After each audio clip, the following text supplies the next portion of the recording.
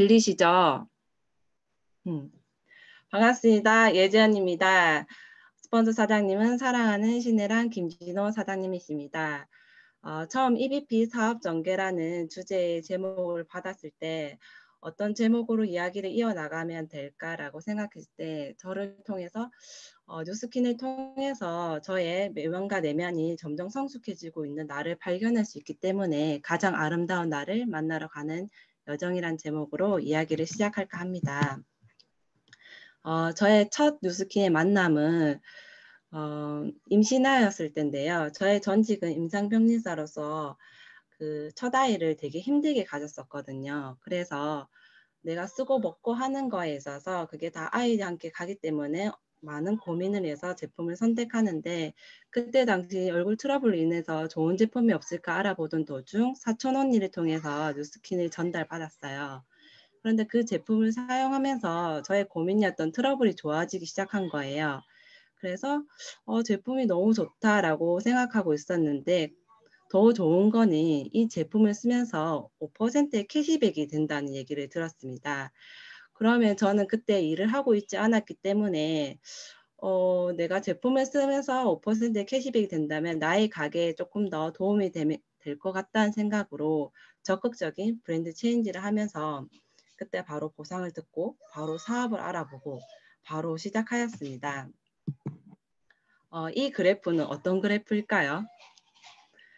이 그래프는 저의 성장 그래프라고 볼 수 있는데요. 보통 레버리지 사업이라고 하면은 처음엔 점점 올라갔다가 확 큰 성장을 일으키잖아요. 근데 저의 성장을 보면은 1, 2에서 계속 머물렀던 것 같아요.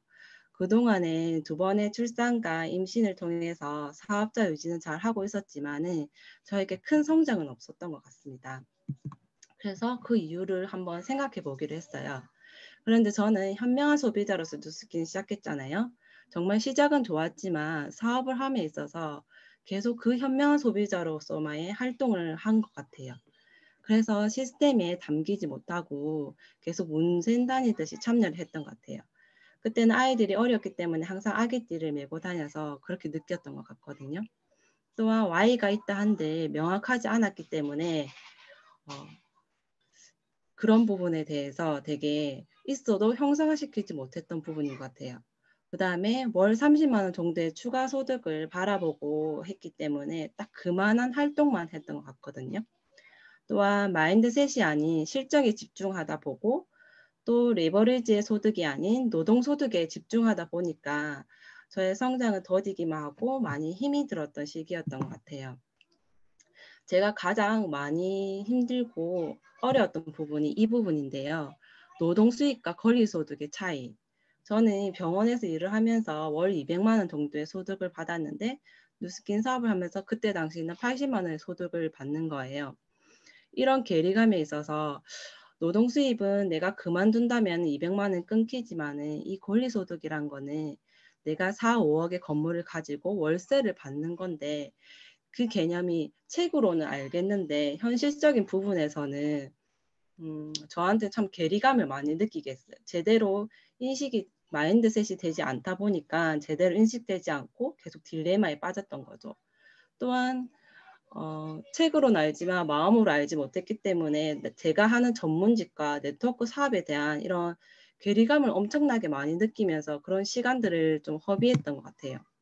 그런데 많은 경제학자들이 이런 얘기를 한다 하더라고요.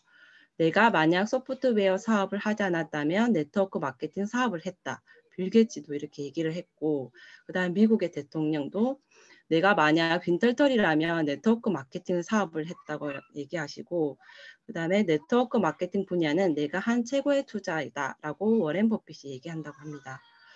진짜 이렇게 뛰어난 분들이 얘기하는데 도대체 이 네트워크 마케팅이 뭔지 이런 개념을 잡는데 저한테 진짜 중요했었는데요. 그래서 제가 생각했던 거는 많이 들어보자. 분명한 차이가 있다. 똑똑한 사람들이 네트워크 뉴스킨을 선택하는 데는 분명한 이유가 있다. 다른 거 생각하지 말고 따라해보자. 라는 생각을 하게 됩니다. 저보다 훨씬 더 똑똑하고 예쁘고 뛰어난 사람들이 뉴스킨을 가지고 열정을 가지고 일을 하는데 나는 왜 이러고지 하면서 그냥 저의 닫혀있던 생각을 깨면서 그냥 한번 해보기로 합니다. 자, 여기 예쁜 말이 있죠. 말은 앞만 보고 엄청 잘 달린다고 해요. 그런데 말의 몸이 이렇다면 어떨 것 같으세요?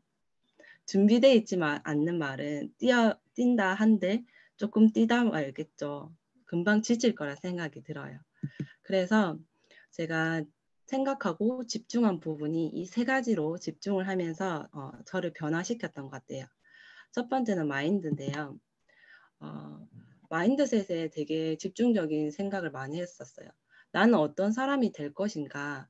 뉴스킨의 비전을 제대로 보고 있는가? 사업의 구조를 잘 이해하고 있는가? 나의 잠재의식은 무엇인가? 생각하는 힘은 뭐지? 약간 이런 생각들을 많이 하면서 저를 가꾸려고 하고 저를 다듬으려고 했던 것 같아요. 그런데 이 마인드셋이 저한테는 너무 힘든 일이었거든요. 그래서 생각했던 게 바뀌지 않으면 계속 배우자, 듣자 이었거든요. 계속 배우면서 들으면서 저를 다듬어 가려고 하고 있었고, 또한 시간의 분배입니다. 아무래도 육아맘이다 보면은 시간을 잘 사용하지 못하면 하루가 금방 가더라고요. 그래서 아침 시간을 이용하기를 생각했고요. 또한 오전 시간에 실생에 집중하기로 했어요. 제가 그때 실생에 잘 집중하지 못해서 잘 담기지도 않을 뿐더러 성장이 더뎠잖아요. 그래서 이 소중함을 알고 여기에 집중을 하면서 이 오후 시간 활동에는 소비자를 만나거나 콜드를 하거나 미팅을 하거나 이렇게 꼭 활동을 해야 되겠다는 생각을 하게 됩니다. 그리고 9시 이후부터는 이제 SNS로 활동을 해야 되겠다고 맵을 정했거든요. 그런데 SNS 하려고 하다 보니까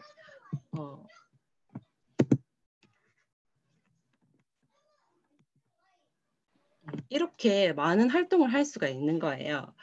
인스타그램, 그다음에 나의 홈페이지 관리, 블로그, 그다음 카카오 스토리, 카카오 채널, 그리고 최근에 저도 같이 당근마켓을 했거든요. 리부팅 스쿨에 보니까 당근 소비자를 만나러 간다는 얘기, 이게 뭐지? 약간 생각하면서 저희가 전단지 콜드를 하는데 이렇게 콜드를 해도 되겠다라는 생각이 들더라고요.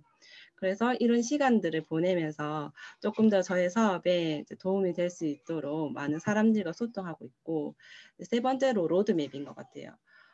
저는 옛날에는 로드맵에 대해 큰 그런 관심을 두지 않았다면은 하면 할수록 이게 사업에 있어서 가장 참 중요한 부분인 것 같아요. 회사에서 주는 로드맵이 있잖아요. 석세스 트립이라든지 프로모션이라든지 이런 것들을 참여하고 나아가면서 이런 개인 로드맵이 필요한 것 같아요. 또한 개인 로드맵을 정하면서 나갈 때에는 가장 큰 목표가 있어야 된다는 거를 생각하면서 나아간다면은 사업에 조금 더 집중할 수 있는 것 같더라고요. 그래서 저는 올해 EVP가 되고 하와이 석세스 트립을 달성하는 거거든요.